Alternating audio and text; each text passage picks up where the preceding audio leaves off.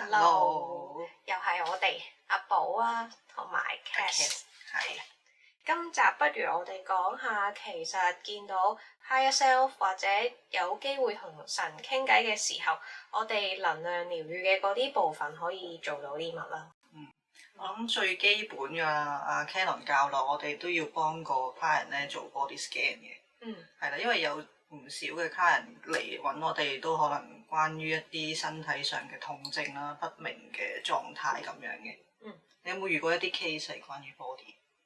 通常嚟做量子催眠嘅時候，去到能量療癒嘅嗰部分咧，我都會做晒 body scan。咁通常唔知係咪我嘅 background 嘅關係咧，我啲 case 咧通常就係同七輪有關，就係清理七輪。因為教 yoga 嘅時候，其實都有 yoga theory 啦，都講好多七輪。另外，其實我哋本身個 background 都有學過 Reiki 啊嘛，以前咁又有講好多關於七輪啊能量。咁所以通常對應我嘅 case 咧，就算本身個 client 佢唔識乜嘢係七輪都好啦，嚟到總之就會幫佢清埋嗰啲輪位咯。我就冇 specific 去清理某個輪位嘅，但係因為喺傾談過程裏邊咧，都會有一啲情緒能量啊，有啲想法走出嚟嘅，嗰啲我統稱叫重力能量啦，咁就會一鑊就叫 Higher Self 清咗嗰一陣先啦，即係浮現咗出嚟嘅重力能量都要清理嘅。能量層面由 body 係 body scan 啦 ，scan 完啊，其實 body scan 完之後咧，如果有譬如唔通嘅地方啊，即係可能有手嗰個脈輪唔通，或者可能中軸有啲唔通嘅時候，都 scan 完就清理埋㗎啦。係順便咁，譬如我做個 case 咧都有嘅，就係個 client 嚟到咧，成日都話個胃好脹。話覺得食飽咗咧就好脹好滯，喐唔到咁樣，咁咧就結果就係見到佢個胃同佢啲腸咧都有啲阻塞，咁就順便就清理埋。咁跟住做完之後咧，過咗個星期佢係話俾我聽咧係柔軟翻個肚。我就遇過個 case 係甲狀腺問題。即係呢啲位係白血球攻擊翻嗰個甲狀腺嗰啲淋巴系統。其實對應翻咧，佢個狀態咧係，因為佢會自己貶低自己嘅，即係有時身體同個心理嘅關係都好密切嘅嘛。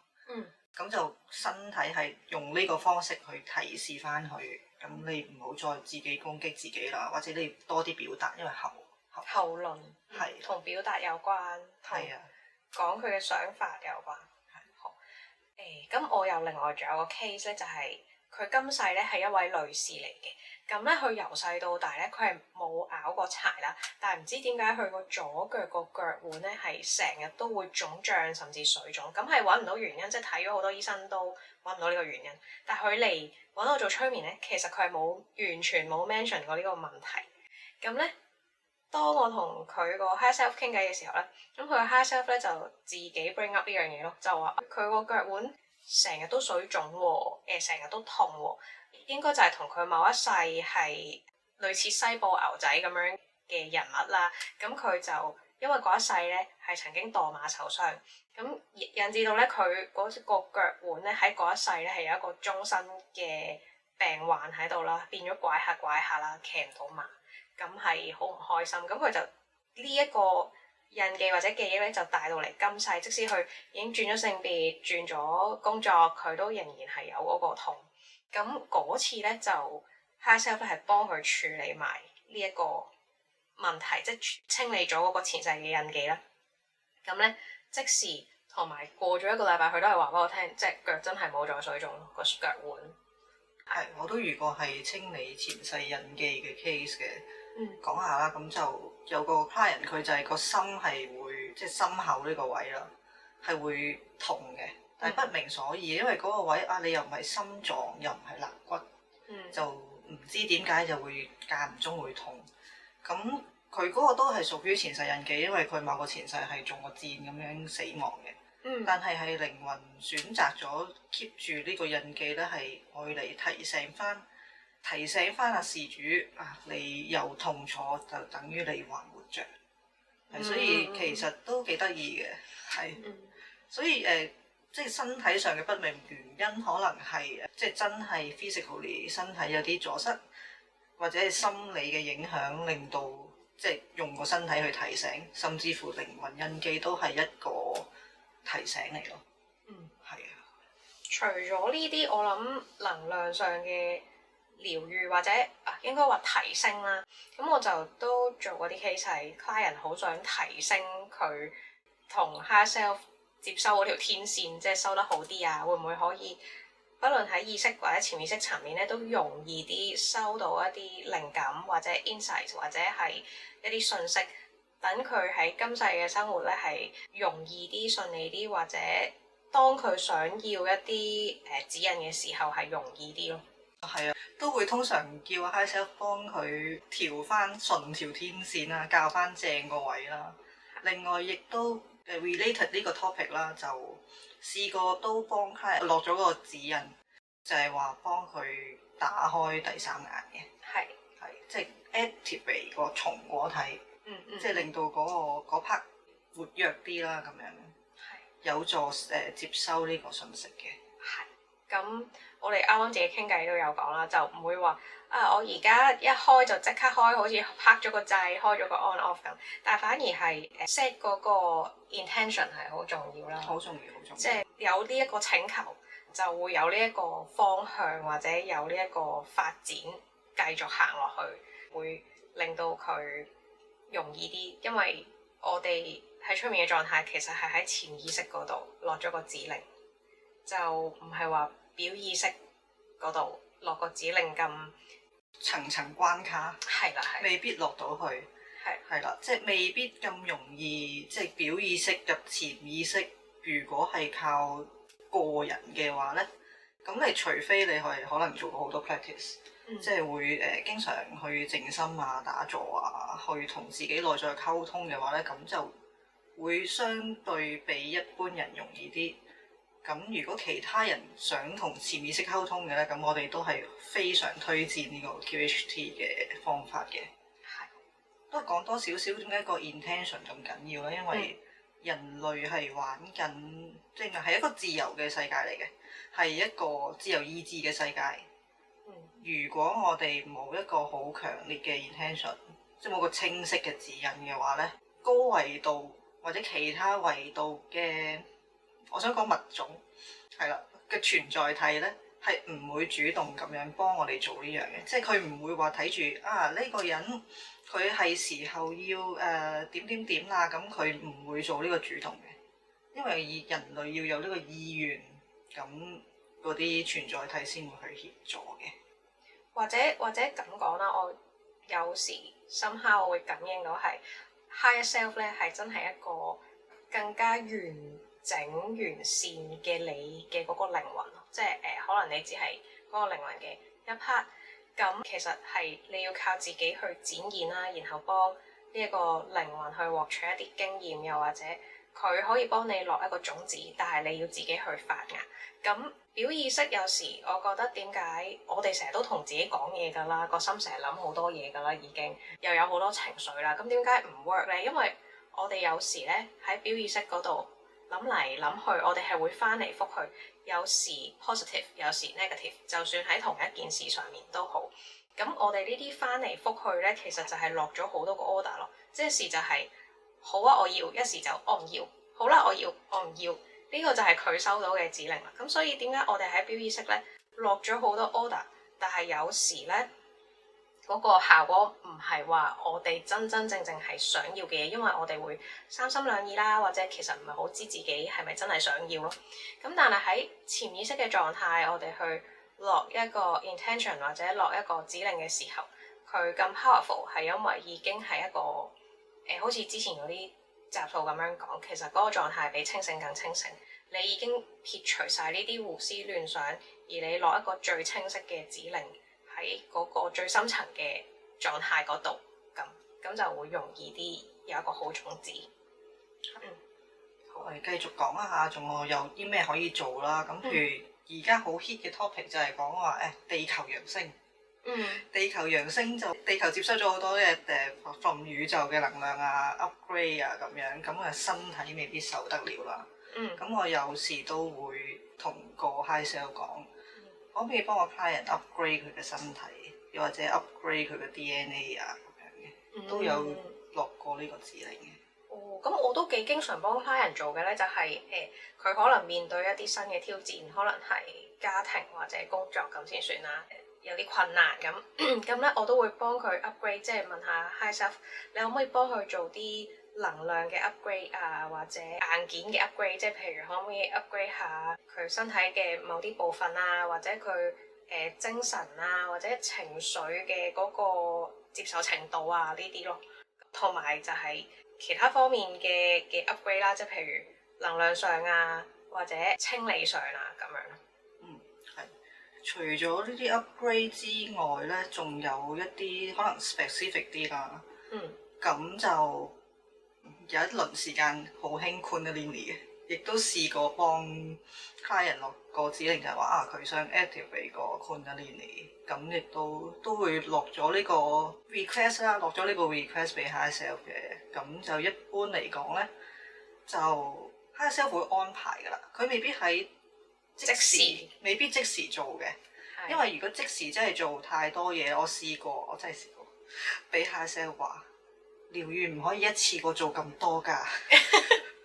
係，我都有試過咧，係佢話佢未行到去呢度係唔可以 unlock 呢樣嘢咯。係即係會話距離佢 unlock 到呢樣嘢，可能仲有一啲選擇要做，而佢真係經過咗幾個選擇，而最終係行咗嗰個 path 咧，咁呢樣嘢自自然然就會 unlock 咗，同埋呢個療癒自自然然就可以再幫佢做咁樣。同埋試過，譬如可能嗰個 client 個現實生活啦，唔係咁順利啦，係受到一啲思想框架嘅影響啦，清理佢，係拆咗個舊框架佢啦，唔該咁。係呢啲都常做嘅。你講起呢樣咧，就令我諗起我其中有一個 case 咧。咁咧，佢都嚟揾我做量子催眠同埋一般催眠咧，做過好幾次嘅。咁咧，佢幾個前世咧都見到佢係相對悲觀嘅，即係唔係一個樂觀活潑嘅嗰種性格啦。咁跟住咧，我嗰次就忽發奇想啦，就問 high self，我話其實我哋有冇辦法知佢經歷咗幾多個累生累世咧？我點解咁問咧？因為我係好想知道佢其實有冇一定嘅比重，係咪佢所有前世都係咁悲觀咯？咁咧，最後咧 high self 係答到我嘅喎。咁當然 case by case 未必每一個人都問到啦，因為同一個問題咧，我試過問幾個唔同嘅 case，咁就佢答到啦。咁咧佢就話佢有18,097個前世，咁咧其中大概30% 咧都係悲觀嘅咁。跟住咧 high self 就話某一啲靈魂咧係有某一啲嘅偏好喜好，咁呢個靈魂就係比較中意用悲觀嘅方式去經歷佢嘅人生咯。咁於是乎我都有 further 再問啦，就係對佢係咪會造成不便咧？可唔可以幫佢清理咗呢一個悲觀，或者幫佢注入一啲新嘅能量，令佢可以樂觀啲，又或者係開放啲，接受新嘢多啲可能性嘅，就唔係淨係得一個方向或者一個 option 咁樣去解決問題咯。係關於呢部分都會啦，樂觀啲咧，即係引用翻你個 case 啊，即係譬如改變嘅性格咧，咁我一般都唔會做嘅。係啦，但係注入新能量咧，就呢個係必然會做噶，因為你清咗舊嘅，咁就自然會要翻一啲佢需要嗰批人需要嘅能量擺翻落去啦。其實一般係改變唔到性格嘅，改變唔到嘅，改變唔到性格嘅。即係雖然咁講就話可唔可以樂觀啲，其實就係注入一啲新能量咯。即係我唔係要 twist 咗嗰個人嘅性格，而事實上係做唔到嘅。即係唔好諗住係好似電影嗰啲咁樣啦。我可以催眠到你成為另一個人，你唔係做緊自己，然後你做嗰啲咩自己都唔知係唔 work 嘅，係唔會咁樣發生嘅。即係好似之前嘅集數咁講。你係被清醒緊清醒噶嘛？我做咩你係完全知，而當時如果我落咗一個你認為唔 OK 嘅指令咧，你喺裏邊咧係可以 reject 嘅，你係可以唔做或者唔 process 咯。咁改變性格係唔 work 嘅，但係咧呢啲係一啲 element 咯，即係譬如悲觀、樂觀、活潑同埋文靜咁樣。其實呢啲係一啲 element、一啲能量或者一啲組成嘅一啲成分咯，我會諗。咁係咪可以幫嗰個人加啲新嘅成分咧？咁當然呢啲指令就都係講翻我哋個 pre-talk 好重要啦，都會問清楚你其實你係咪想改變啊？或者可能其實佢有一個咁樣嘅 request 嘅，咁我哋先會咁樣做。係你提到一樣嘢係好緊要，即係譬如你之前提到話未行到嗰一步咧，就冇有啲嘢唔可以唔落咁樣啦。應該係咁講，我用業力做例子。可能個客人嚟到，你都可能已經知道可能同累生累世嘅業力有關嘅。係啦。但係因為嗰啲係個客人佢自己做嘅選擇所引致嘅後果啦，佢要喺佢嘅選擇裏邊去得到一啲學習啦。呢個經歷咧，我哋係唔可以幫佢剝奪嘅。係啦，因為嗰個係佢靈魂所選嘅課題嘅學習過程，呢啲嘢咧就真係唔可以攞走咯。啲 higher self 會分邊啲可以攞得走，邊啲唔可以攞得走嘅。係呢個係好緊要嘅。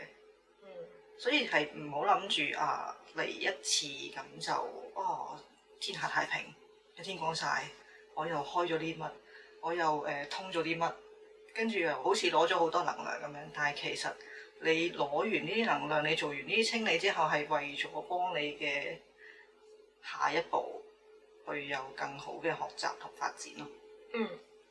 又或者你人生在世，你有問題嘅時刻都唔係淨係一個半個，即係可能唔同時候你有唔同挑戰嘅話咧，咁可能當時當刻你做咗一次量子催眠，咁你嗰一次咧好似攞咗個 fast pass 或者容易過咗，咁但係到未來你可能又有未來嘅新挑戰嘅時候咧，咁呢一次嘅即啱啱過咗嗰一次嘅量子催眠咧，又未必對應到嘅時候咧，其實你又係可以再做咯，我會覺得。係，咁你當然即係世間上有好多唔同嘅方式，你唔一定揀量子催眠，但係我哋揀得做量子催眠，我哋覺得呢條真係一個 fast pass。係，我哋啱啱喺度傾偈都話，真係好抵咯！你一次嘅療愈又睇到前世，又做到能量 upgrade，又做到以前嘅清理，仲要係清一啲可能你現世完全冇諗過嘅嘢。咁係，同埋通常咧，我覺得好 surprise 嘅位係你嚟嘅時候，你聽到可能我哋會用好多唔同嘅字眼啦，有業力，有前世，有能量療愈。但係咧，當你嚟到嘅時候，你嘅 case 完完全全係由你嘅學識、認知同埋你嘅資源裏邊咧，去揀一啲啱你嘅嘢嘅，因為佢係就住你呢一個人裏邊嘅知識庫或者裏邊嘅資料庫，去俾翻最適合你嘅嗰啲療愈同埋信息俾你咯。係，除咗療愈同信息之外，亦都試過access 到某個前世，可以攞翻嗰啲能力都得嘅。係啦，即係如果佢真係今世有需要嘅話咧，其實我哋可以提出呢個要求添嘅。係可以攞翻嗰個能力啦，或者攞翻嗰啲 insights 啦。因為已經做過啦嘛，係即係好似之前其實你有幫我做過一次嘅。唔知你仲記唔記得？就係可能記得。我問佢想攞翻領導者同埋嗰啲，即係我有冇一個前世係做過領導者同企業家？咁跟住最後佢係都可以幫我 download 翻嗰個能量同埋 insight 去繼續我今生嘅生活咁樣。係，所以正啊！我即係講正啦。冇錯。仲有啲咩啊？Akashic Record 咯，就係啱啱醒起 Akashic Record 咯。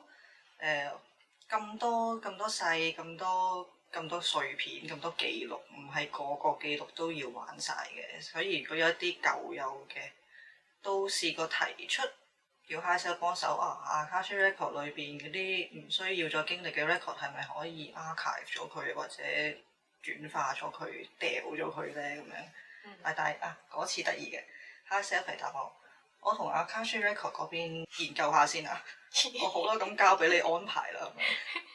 OK， 好有趣嘅。我自己會覺得，如果佢肯幫你 clean 咗個 record 咧，個比喻就會似係你當一部電腦咁咧，佢呢啲舊嘅 file 咧 take up 咗一啲 RAM 啊，即係佔咗一啲位，佔咗一啲容量，咁令到咧你其實所有嘢都 run 得慢咗，或者唔夠位去接收一啲新嘢，擺一啲新 file。咁所以如果佢可以幫你 delete 咗佢，清咗佢，然後洗一洗機再 reboot 咧，其實係會多咗空間俾你去發展一啲新嘢，接收一啲新嘢，然後又多咗一啲空間俾你行得快啲，再行得順啲咯。冇錯，呢個比喻非常好。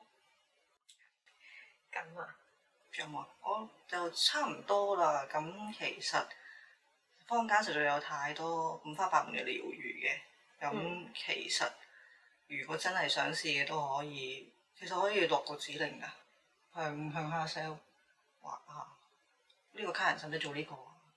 個客人使唔使做嗰個啊？咁樣嘅。即係你意思係，如果個 client 有啲興趣知道以下呢10種療愈啱唔啱我哋係可以幫佢問下 self 啱唔啱佢啊？佢可唔可以去試啊？咁樣。係，我通常會我記得嘅我就會盡問㗎啦，因為機會難得，咁直接同下 self 傾偈，咁就梗係提出所有可行嘅要求啦。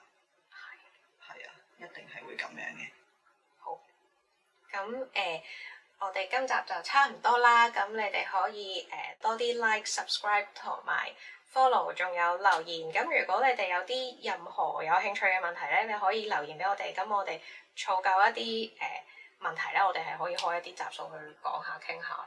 係啊，如果我哋頭先咩所 mention 嘅療愈係冇包括在內嘅，你亦都可以提醒下我哋嘅。我哋係咪可以為未來嘅客人擺埋落去咧？咁啊，係啊，都得㗎。或者你哋好奇有咩做到做唔到，或者直情調轉係你哋試過做量子催眠咁，有冇啲咩經驗可以分享，都可以留言俾我哋咯。好，我哋下集見啦嚇，拜拜。